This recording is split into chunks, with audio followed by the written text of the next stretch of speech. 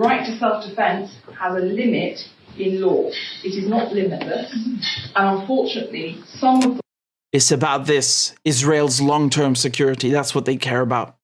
And, you know, what's funny is that there's a letter that the MPs in England signed, and it was a letter telling the government to stop selling weapons to the Israelis. Now, bear in mind, there are not a lot of, if you look at the total percentage, it doesn't compare a lot to what the Americans and Germans are giving the Israelis, but it's not about percentages here. The principle is wrong, and you know, even 1% is still too much.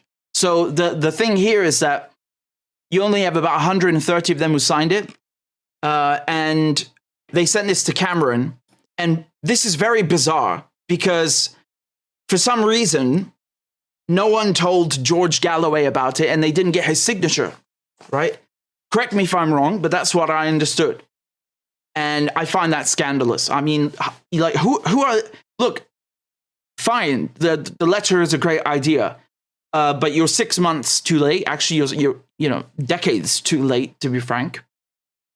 And on top of that, George Galloway has been doing this since before half of these people were even in Parliament. So, I mean, and he's way more anti-war and anti-Zionist than they are, and pro-Palestinian than they are. They you know, there's no comparison. How dare they leave him out of this letter? Who do these people think they are? I know why they did it.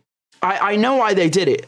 Now, unless this really was in some, you know, tiny off chance an accident, I think the real reason is that they feel threatened by the Workers' Party actually winning the first candidate, you know, and the leader, George Galloway, winning for the 7th time, you know, in the 4th constituency, but for the first time as the Workers' Party of Britain being inaugurated into Parliament with George Galloway. It makes people in Labour feel uncomfortable because they know that with the Workers' Party, they're irrelevant. They only have Labour in the name. But, you know, the Workers' Party is actually about workers. They're actually anti-NATO, they're anti-Zionist.